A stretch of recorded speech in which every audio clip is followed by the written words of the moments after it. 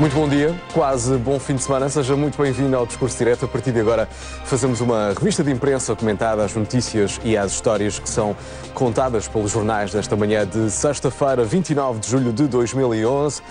E depois das 10, aqui no TV24, poderá acompanhar em direto, num especial informação, o primeiro debate quinzenal de Pedro Passos Coelho, que é também a estreia de António José Seguro como secretário-geral do PS. Entretanto, a imprensa desta manhã dá conta da vontade do governo em acabar com as indenizações até 2013. Isto é, de uma forma progressiva em relação aos novos contratos. 20 dias por ano em 2011, 10 em 2012, em 2013 deve ser de 0 dias. E no próximo ano, os salários dos funcionários públicos vão continuar congelados. Na saúde, há números a reter. Está a ser investigado 1 bilhão gasto em negócios do Estado.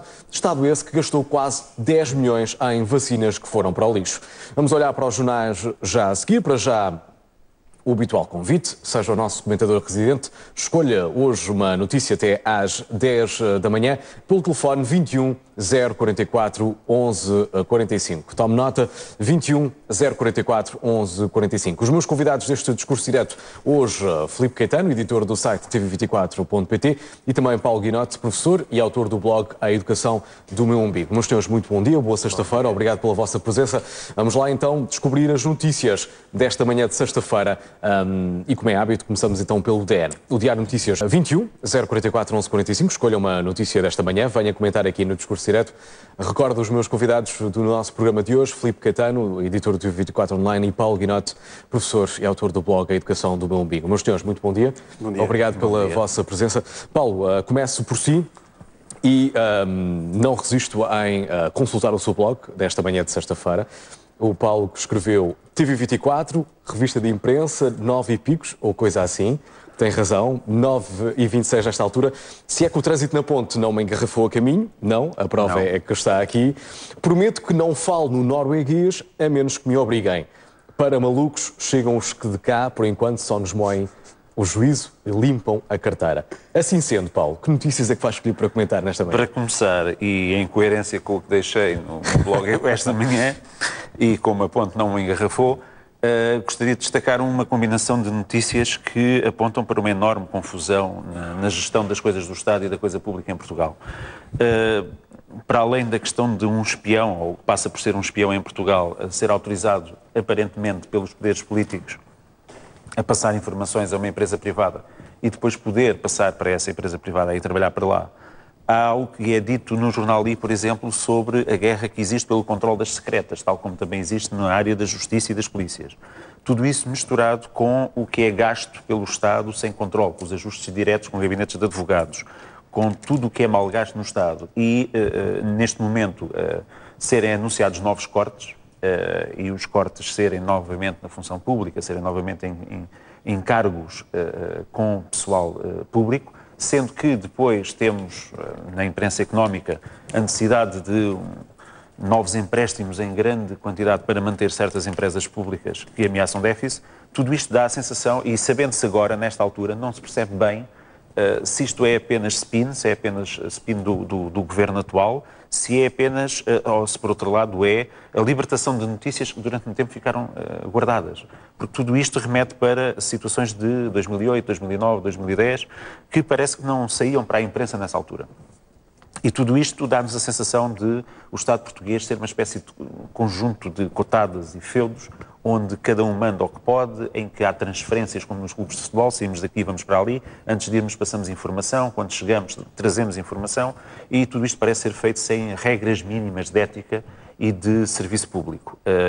E infelizmente, com as novas nomeações, que também vieram a ser sabidas hoje de manhã, não apenas para a administração da Caixa de Depósitos, mas desfias intermédias na própria Caixa, dá a sensação de que o Estado, afinal, mesmo para os ditos liberais, é um atrativo. E quando se fala muitas vezes, e em termos assim um pouco mais vernáculos, do encostança ao Estado, o encostança ao Estado é à vez.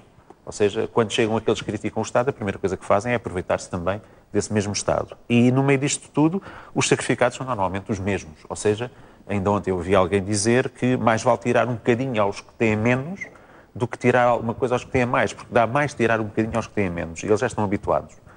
E a sensação que dá perante tudo isto é exatamente de que alguns decidem sobre o destino de todos, e nós sabemos sempre a posteriori que se passaram coisas imensamente estranhas, mas nunca ninguém é responsabilizado, e o mais que acontece é serem promovidos para outros cargos ainda melhor remunerados. Daqui a pouco também podemos então também avaliar esses números da saúde que aparecem. Há vários enquadramentos, vários ângulos de abordagem em relação à saúde daqui a pouco, Paulo. Para já, Filipe, mais uma vez bom dia. Que notícias é que gostavas de destacar nesta altura? Eu queria fazer uma ponta em relação àquilo que o Paulo disse. Concordo com tudo que o Paulo disse, sendo que hoje também é um dia importante para vermos em que nível está o debate político, porque para além de todas essas acusações que têm vindo mais nos jornais do que na praça pública, porque tudo isto começou, recorde-se, com aquela questão de Bernardo Bairrão, nomeação de Bernardo Bairrão para secretário de Estado, e todas aquelas confusões, e o fio foi sendo puxado no novelo, que continua. O novelo acho que ainda é bastante grande para sabermos onde é que isto vai, onde é que vai chegar. Será apreciar até quando ele será puxado. Exatamente. Eu acho que vai continuar, e é quase uma lavagem de roupa suja, que é típico de mudanças de...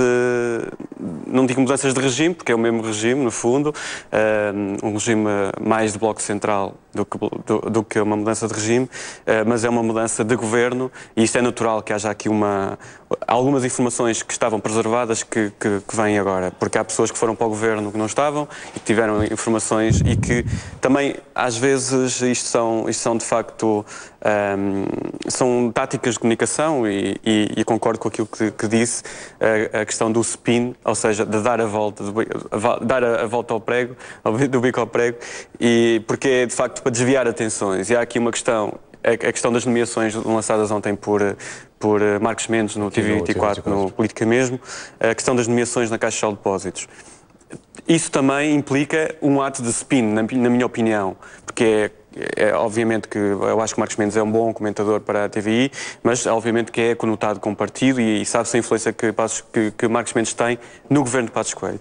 E era sabido toda aquela comunicação que tinha havido em relação à nomeação de Nogueira Leite para a Caixa de Depósitos. E como isso foi criticado pela oposição, nomeadamente, não pelo PS, mas nomeadamente pelo Bloco de Esquerda e pelo Partido Comunista.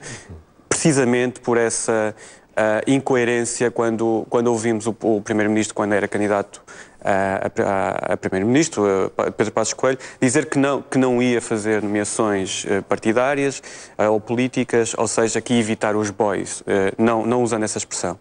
E o que me parece que se existe é que essa dança continua, e como dizia o Paulo, esta atração pelo governo, pela máquina do governo, é irresistível. E por isso mesmo a minha dúvida em relação, e a minha curiosidade em relação ao nível do debate hoje, daqui a pouco, porque vão enfrentar-se. Pedro Passos Coelho é a primeira vez que faz um debate quinzenal com o Primeiro-Ministro, e António José Seguro como líder do PS. E é curioso porque estes são dois jovens produtos da cantera das juventudes partidárias. São produtos das escolas de formação dos partidos, e eles foram líderes das juventudes partidárias. Marcos, se quiseres mostrar o I, que tem aqui duas páginas interessantíssimas, da página 22 e 23, que mostram, com um cartoon bem interessante, que são os dois Jotas que cresceram e hoje enfrentam-se no Parlamento.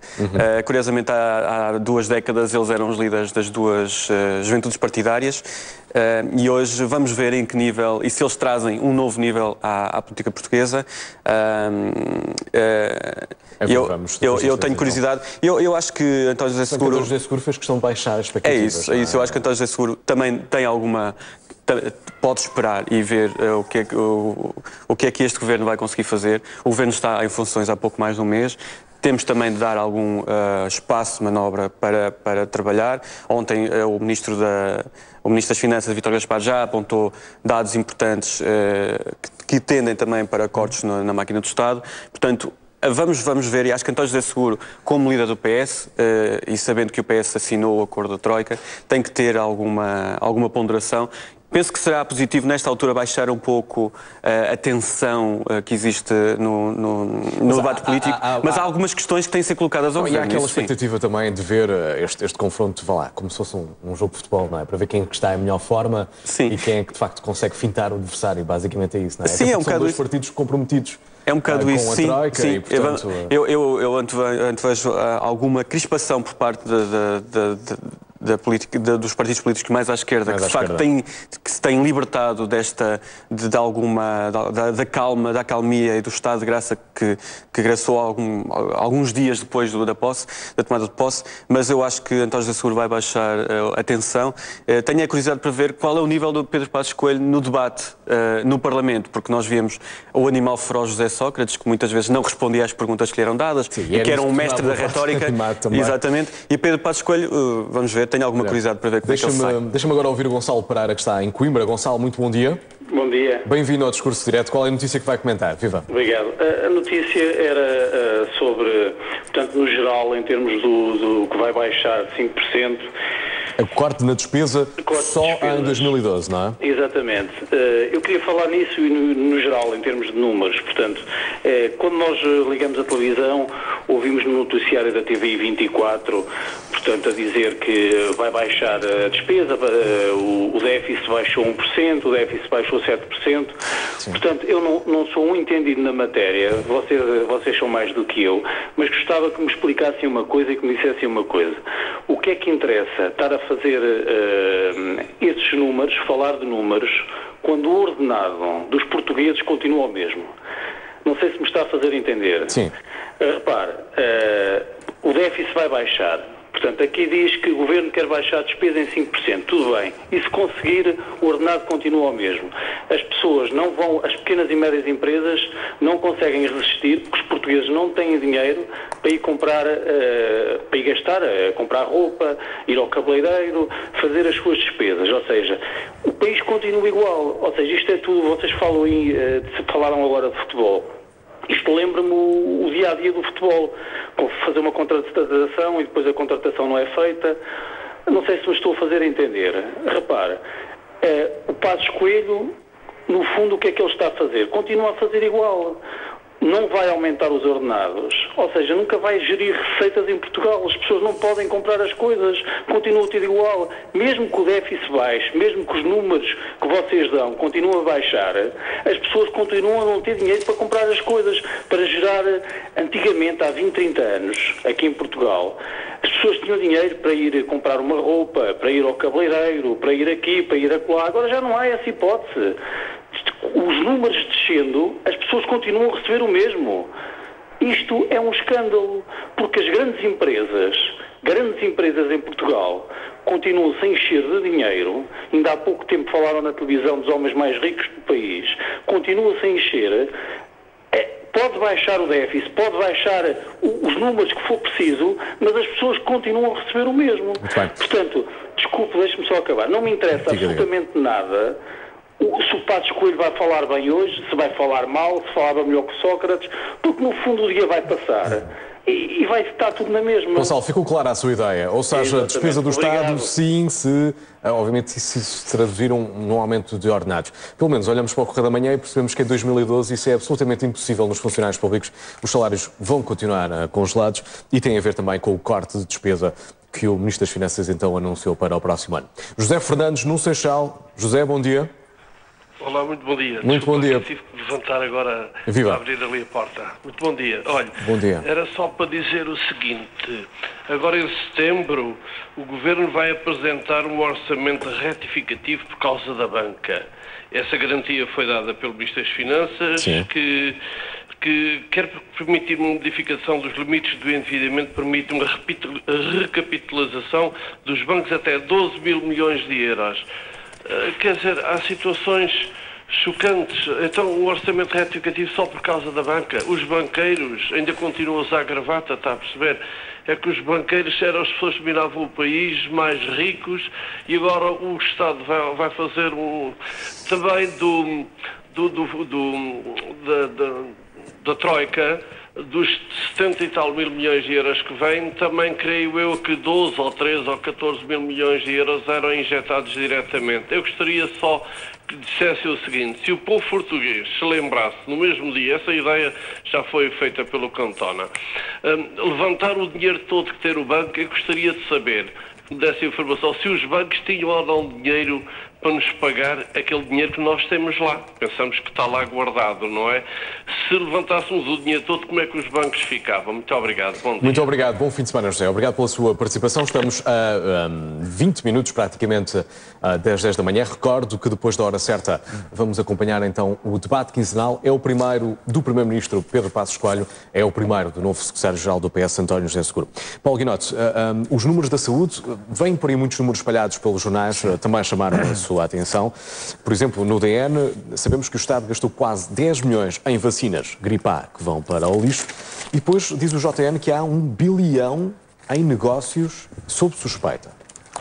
Pois, a questão das vacinas é uma questão paradoxal, porque se nos lembrarmos do que se passou na época, quando foi dito que não seriam compradas logo todas as vacinas, houve aquele broá toda à volta da gripe A, e depois foi comprada em excesso porque, em muitos casos, as pessoas acabaram por depois não usar essas vacinas. Se não tivessem sido compradas, neste caso, é um dos casos em que eu acho que teria havido críticas por não terem estado disponíveis.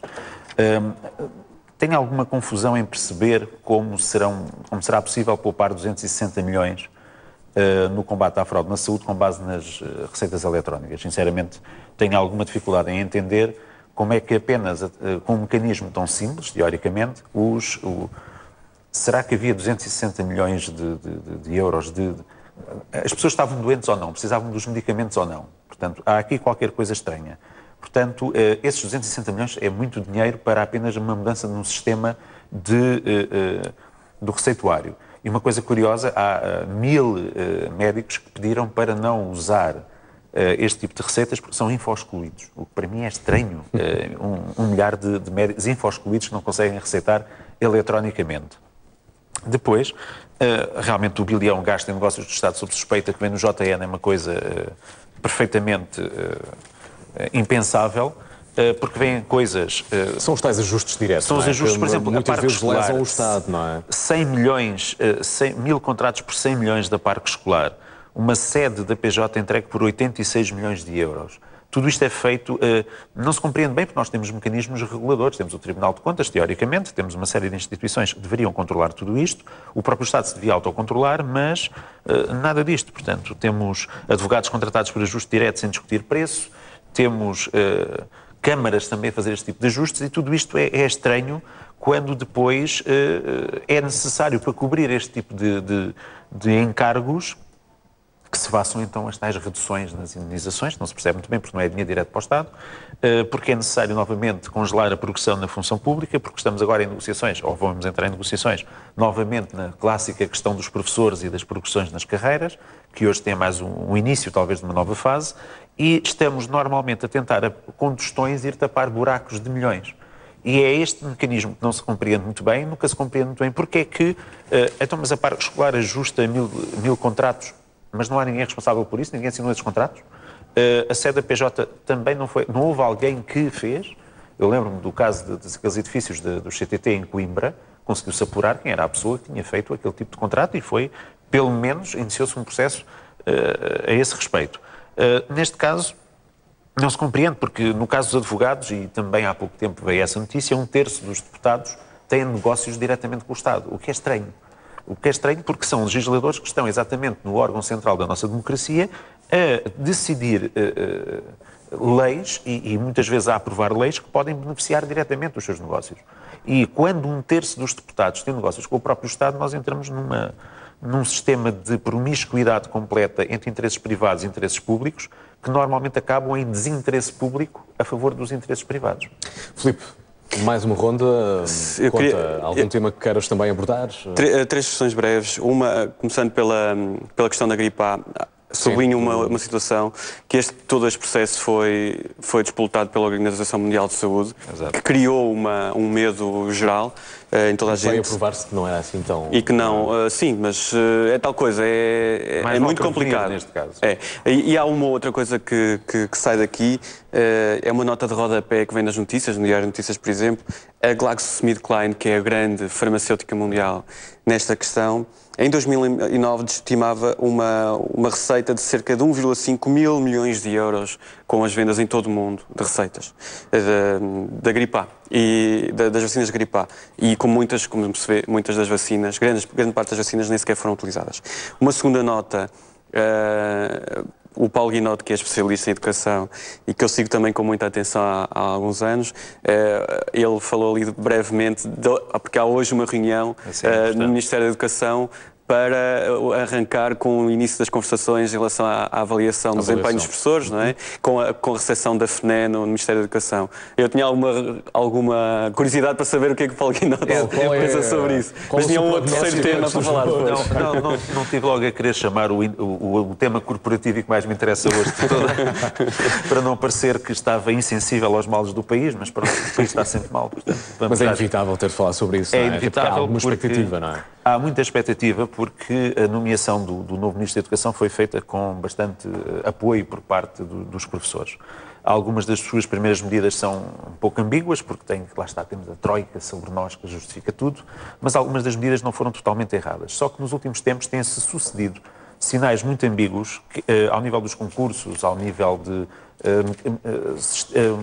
organismos, direções gerais, as tais vão implodir, estão a lançar ordens para as escolas, indicações muito estranhas, e isto precisa de um processo de normalização. Esse processo de normalização, para o bem e para o mal, é feito através das negociações entre o Ministério e os sindicatos, que começam hoje. E nós saberemos hoje, em princípio, os traços gerais de um novo modelo de avaliação de desempenho, que foi o centro da discussão durante anos entre os governos do PS e a classe docente. A classe docente, não apenas sindicatos. Normalmente confundimos as duas coisas, mas o conflito foi mais vasto do que apenas com os sindicatos e nos últimos 2 anos até houve uma certa acalmia no Ministério de Isabel Alçada.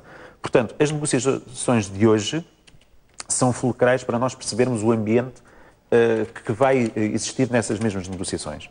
O modelo de avaliação de desempenho vai ser diferente, não vai agradar a todos, vai desagradar certamente a alguns.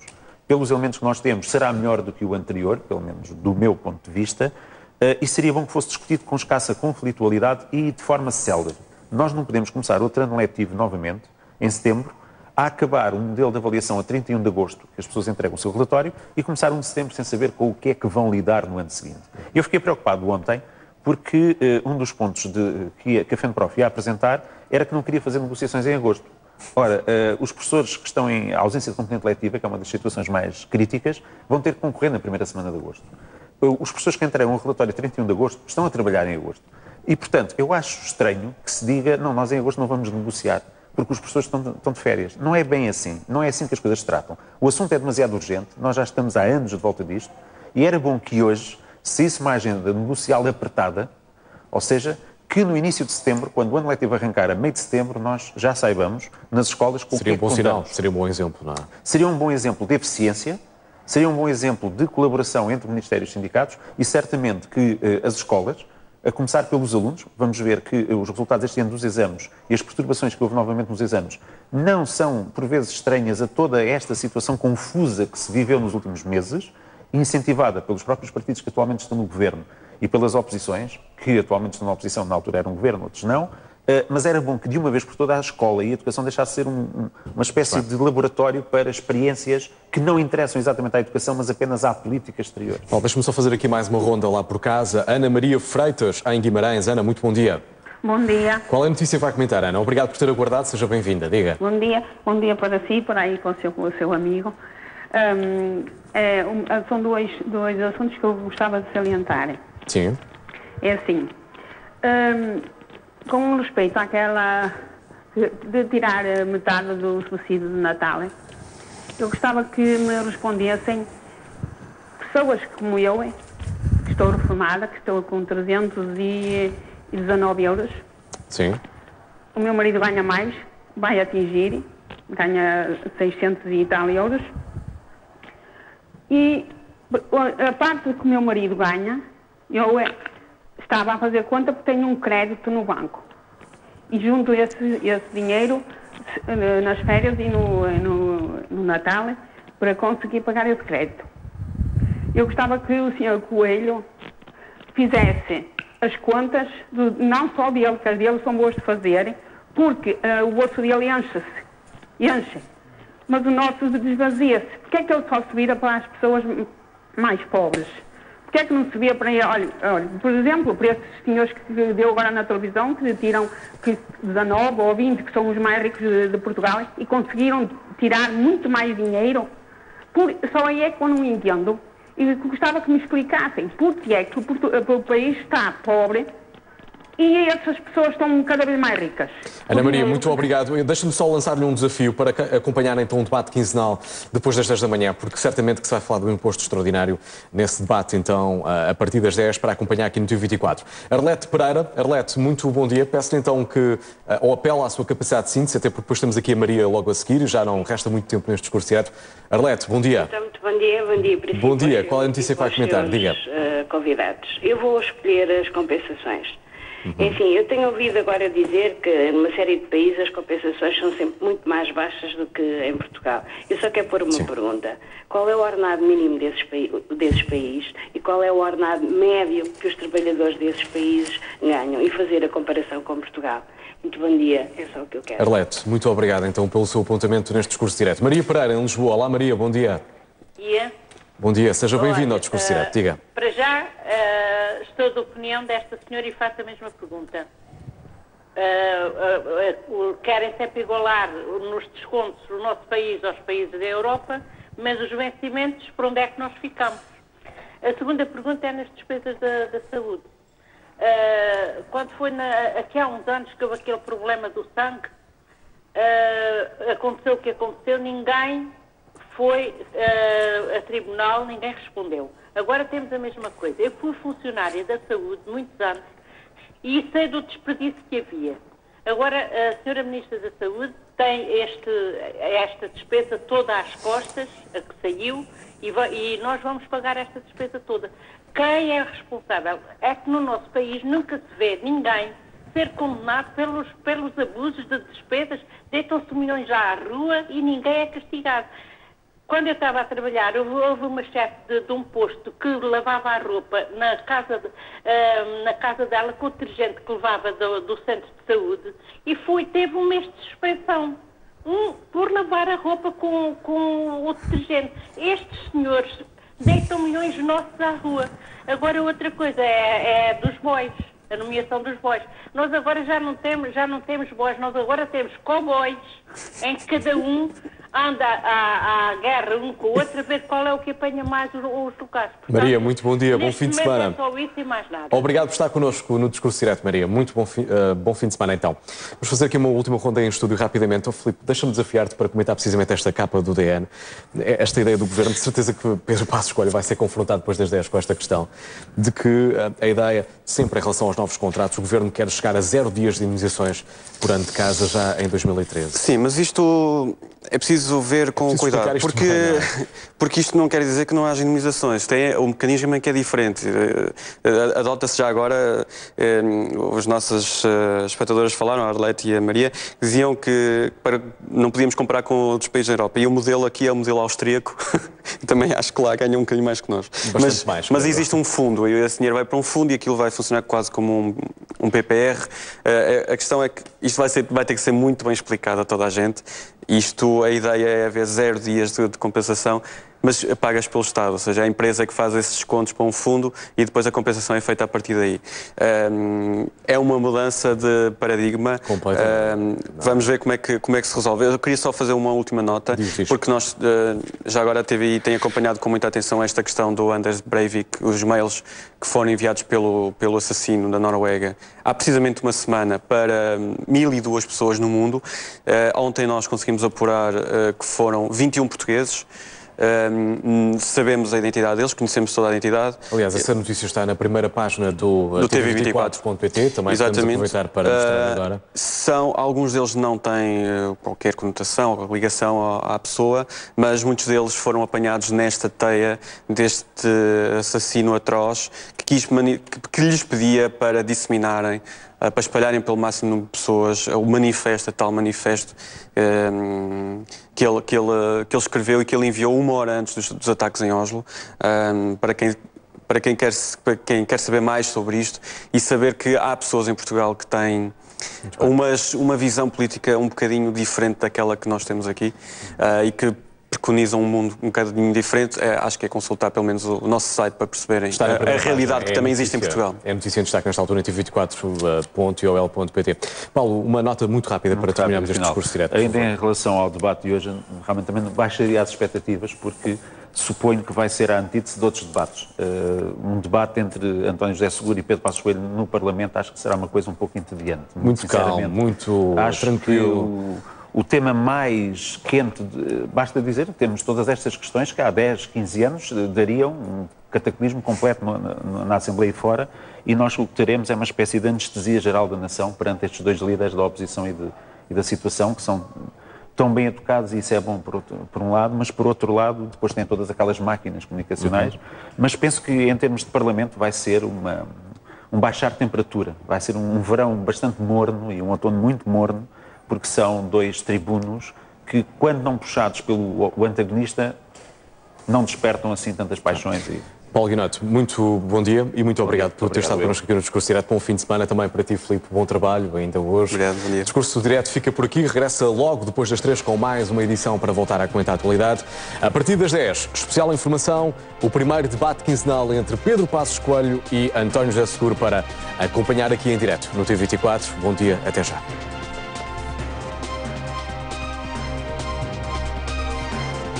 Toda a informação atualizada hora a hora no TVI 24 e em tvi24.pt.